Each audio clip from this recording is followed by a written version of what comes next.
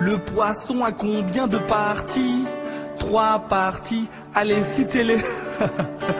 Ah, tu connais? Tu vois de qui je suis en train de parler? Alors, si tu as besoin d'un autre indice, pas de problème. Si tu as le temps, j'en ai au moins 10. Celui dont je te parle, tu l'as peut-être déjà croisé au boulot. C'est bien lui, le vigile, avec son style flashy façon Dombolo. Tu ne peux pas le rater même s'il était caché. Impossible de le louper avec son costard rouge signé Versace. Alors dis-moi, ça y est, tu l'as reconnu? Ouais, c'est bien lui, le Congolais, l'ambianceur, le m'as-tu vu? Question, es-tu vraiment sûr de savoir qui il est? Laisse-moi te raconter qui est le Congolais. Il est né en Afrique dans un magnifique territoire. L'immensité du Congo est belle à voir. Les peuples voisins y étaient chaleureusement accueillis. Pour dire bonjour, t'avais le choix entre le Chiluba, Kikongo, Lingala ou Kiswahili. Dieu avait placé sous ses pieds les trésors de la terre, les animaux, la faune, mais aussi les plus belles pierres. Toutes ces richesses parsemées dans son sous-sol allaient faire son malheur, mais la fortune de Léopold. Ils ont dit: Congolais, fais place, voici la civilisation. Celle qui s'embrouille annonce ta déshumanisation. Aussi étrange que d'imaginer la savane sous la neige, désormais son pays s'appellera le Congo belge. Question, es-tu vraiment sûr de savoir qui il est? Laisse-moi te raconter qui est le Congolais. Et puis un bon jour du 30 juin, l'indépendance fut arrachée, mais l'Occident avait prévu que la fête serait gâchée. Toutes ces fortunes amassées, impossible de les oublier.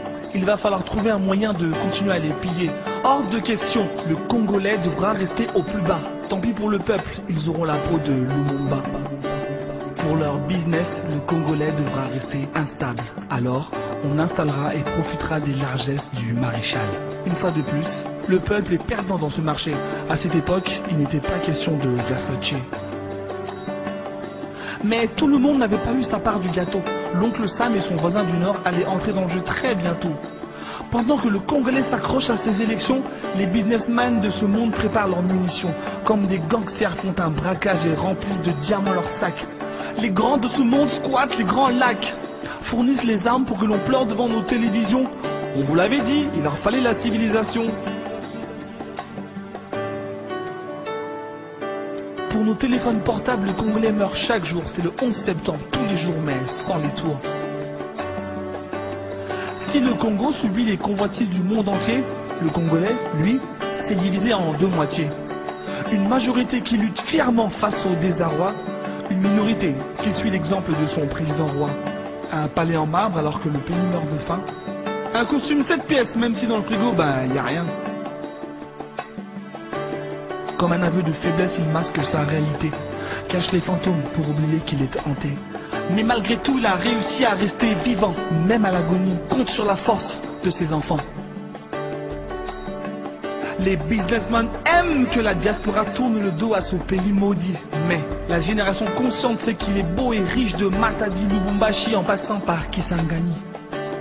Question, es-tu vraiment sûr de savoir qui il est?